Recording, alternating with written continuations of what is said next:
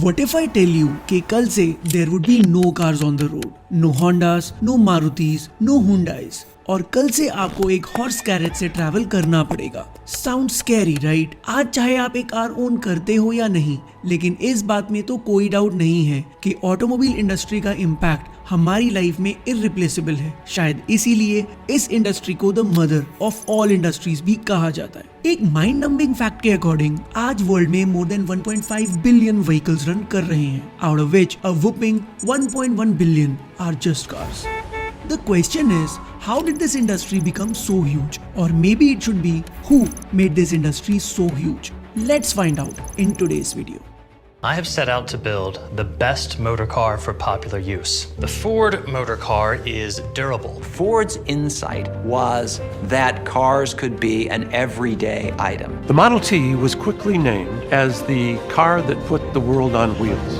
Toyota was founded by Kiichiro Toyoda. 一番大衆性があると。だから一番初め我々は大衆乗用車を作るということが Toyota knows how to make cars. Its success is rooted in a special system.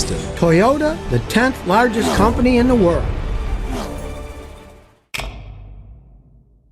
Hi guys, I'm Inder Kapoor और आज के episode में हम automobile industry के दो ऐसे visionaries के बारे में डिस्कस करेंगे जिनकी इनोवेशन ने एक मिडिल क्लास ड्रीम को रियलिटी बनाया और वर्ल्ड की ट्रांसपोर्टेशन इंडस्ट्री को कंप्लीटली रेवोल्यूशनाइज कर दिया। कुछ थाउजेंड्स ऑफ इयर्स पहले ह्यूमंस ट्रांसपोर्टेशन के नाम पर एनिमल्स को यूज किया करते थे, जैसे कैमल्स, एलिफेंट्स और सबसे ज्यादा हॉर्सेस। इनफैक्ट ऑलमोस्ट पूरी 19th सेंचुरी तक भी हॉर्स ड्रॉन कैरेजेस एक बहुत ही डोमिनेंट मोड ऑफ ट्रांसपोर्टेशन था और इसीलिए जब 1886 में पहली बार एक इंजीनियर कार्ल बेंज ने पेट्रोल पावर्ड कार डेवलप की तो उसे एक हॉर्सलेस कैरेज कहा गया। बाय 1888 बेंज ने अपनी कार सेल करनी स्टार्ट की, लेकिन इंटरेस्टिंगली सिर्फ कुछ ही लोग उनकी कार्स बाय कर पा रहे थे क्योंकि उस टाइम एक कार को प्रोड्यूस करना बहुत एक्सपेंसिव होता था। Unlike today, every car that was delivered to a customer was custom built according to his preferences. और इतनी कस्टमाइजेशंस करने के लिए एक कंपनी के सारे स्किल्ड इंजीनियर्स को एक टाइम पे बस एक ही कार पे फोकस करना पड़ता था।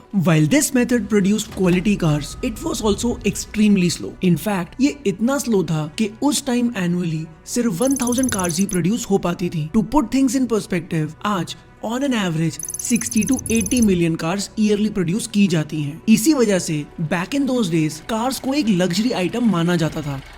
But there was one man who wanted to make cars a household name, जो कार्स को एक मिडिल क्लास ड्रीम से रियलिटी बनाना चाहते थे। The man was Henry Ford, the founder of the Ford Motor Company. In Fords view, एक car का इतना एक्सपेंसिव होना उसकी पोटेंशियल को लिमिट कर रहा था क्योंकि वो ये मानते थे कि कार लग्जरी से ज्यादा एक यूटिलिटी आइटम है जो हर कॉमन मैन अपनी एवरीडे ट्रांसपोर्टेशन के लिए यूज कर सकता था। And with this thought Ford ने कुछ ऐसी टेक्निक्स पे काम करना शुरू किया जिसने सिर्फ ऑटोमोबाइल ही नहीं बल्कि वर्ल्ड की हर मैन्युफैक्चरिंग इंडस्ट्री को ट्रांसफॉर्म कर दिया, द असेंबली लाइन टेक्निक। इस टेक्निक का मेन आइडिया ये था कि कार्स को कस्टमाइज नहीं बल्कि स्टैंडर्डाइज किया जाए और ये करने के लिए उन्होंने मेजरली 3 स्ट्रैटेजीज यूज की। पहली, उन्होंने पूरे प्रोडक्शन प्रोसेस को स्मॉल टास्क में डिवाइड किया और हर वर्कर को सिर्फ एक ही टास्क अलॉट किया। So for example, if one task was to tighten a particular screw, तो एक वर्कर अपने पूरे दिन में सिर्फ स्क्रू ही टाइट करेगा। दूसरी स्ट्रैटेजी थी to make interchangeable components in the car. जहां पहले हर कार में डिफरेंट कंपोनेंट्स यूज किए जाते थे, फोर्ड ने उन कंपोनेंट्स को स्टैंडर्डाइज करना शुरू किया ताकि वो एक कंपोनेंट जैसे कि एक व्हील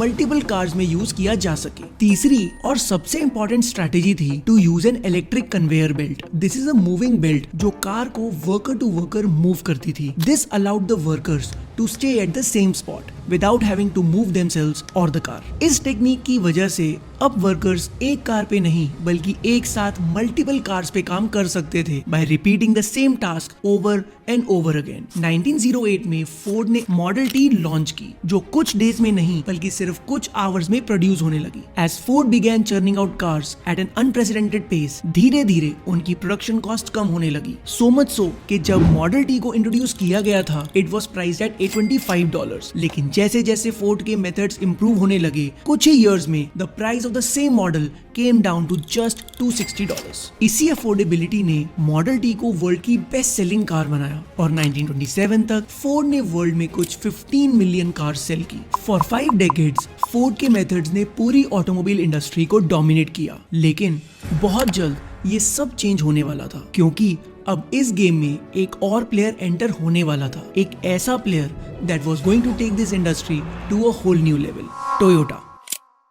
1890 में जापान के एक इन्वेंटर साकिशी टोयोटा ने टोयोटा को एक टेक्सटाइल कंपनी की फॉर्म में एस्टैब्लिश किया, लेकिन साकिशी के सन किशिरो टोयोटा का टेक्सटाइल इंडस्ट्री में कोई इंटरेस्ट नहीं था। Instead he was deeply passionate about automobiles. 1933 में किशिरो ने अपनी टेक्सटाइल कंपनी में ही ऑटोमोबाइल का एक डिवीजन लॉन्च किया and he started working on his prototype cars. और 1937 तक जब उन्हें अपनी बनाई हुई कार्स पे कॉन्फिडेंस आने लगा, तो उन्होंने इस स्मॉल डिवीजन को एक फुल ब्लोन कंपनी में कन्वर्ट कर दिया, टोयोटा मोटर कॉर्पोरेशन। लेकिन अभी उन्होंने अपनी कार्स मार्केट में लॉन्च करनी शुरू ही की थी कि 1939 में the world war 2 broke out और जापान का पूरा फोकस इस वॉर को जीतने में शिफ्ट हो गया। ड्यूरिंग दिस टाइम टोयोटा ने अपनी नॉर्मल कार प्रोडक्शन छोड़ के जापानीज आर्मी के लिए मिलिट्री ट्रक्स प्रोड्यूस करने शुरू कर दिए। इनफैक्ट ये कहा जाता है कि टोयोटा ने जापानीज आर्मी की इतनी हेल्प की कि जापान के एनिमीज जैसे यूएस और यूके टोयोटा के प्लांट्स को बॉम्ब से डिस्ट्रॉय करना चाहते थे। Fortunately the war ended before they took this step, but unfortunately Japan ये वॉर नहीं जीत पाया। This put the entire country in an economic depression, and to this Toyota was no exception. By 1949 Toyota bankruptcy की verge पर था, पर अगले ही साल Korean war शुरू हो गई और इस वॉर में जापान इन्वॉल्व नहीं था, तो इस बार टोयोटा ने ट्रक्स जापानीज नहीं बल्कि यूएस आर्मी को सप्लाई किए and this made them enough money to come back on track. जैसे ही टोयोटा की रेवेन्यू स्टेबल हुए, उन्होंने अपना फोकस वापस कार्स पे शिफ्ट किया और इस बार they were not going to stop. उनके प्लान के अकॉर्डिंग वो पहले फोर्ड का पूरा असेंबली लाइन सिस्टम समझना चाहते थे और ये करने के लिए टोयोटा के 2 हाईली स्किल्ड इंजीनियर्स फोर्ड की मिशिगन फैक्ट्री में गए। The moment they entered the factory, they were in complete awe of Ford's manufacturing system. इससे पहले उन्होंने कभी भी इस स्केल की प्रोडक्शन नहीं देखी थी, लेकिन उस दिन उन्होंने एक चीज और भी देखी, एक ऐसी चीज जो कोई नहीं देख पा रहा था, असेंबली लाइन की प्रॉब्लम्स। इस सिस्टम की पहली प्रॉब्लम ये थी कि इसमें वर्कर्स को ना ही कोई रिस्पेक्ट मिलती थी और ना कोई रिवॉर्ड, और क्योंकि उन्हें एक ही सिंपल टास्क रिपीट करना होता था, वर्कर्स को अपनी जॉब से कोई सेटिस्फैक्शन नहीं मिलती थी, and which is why the rate at which workers in a Ford factory left jobs was very high. इस सिस्टम की दूसरी और सबसे बड़ी प्रॉब्लम थी defects. The assembly line was almost an unstoppable process और वर्कर्स को अपना टास्क कंप्लीट करने के लिए सिर्फ कुछ ही मिनट्स दिए जाते थे, after which they had to repeat the task for the next car. और इतने कम टाइम में अगर एक वर्कर को कार के किसी पार्ट में डिफेक्ट दिखता था तो वो उसे फिक्स करने की जगह पास ऑन कर देते थे, और इस डिफेक्ट को फोर्ड के रीवर्क एरिया में तब रिपेयर किया जाता था when the car was completely manufactured and was removed from the line. मतलब अब चाहे एक डिफेक्ट हो या 4, ये सब पूरी कार मैन्युफैक्चर होने के बाद ही रिपेयर किए जाते थे। काफी बार डिफेक्ट्स इतने ज्यादा होते थे that it was virtually impossible to fix all of them in the rework area, और इसीलिए बहुत सारी कार्स डिफेक्ट्स के साथ ही सेल कर दी जाती थी।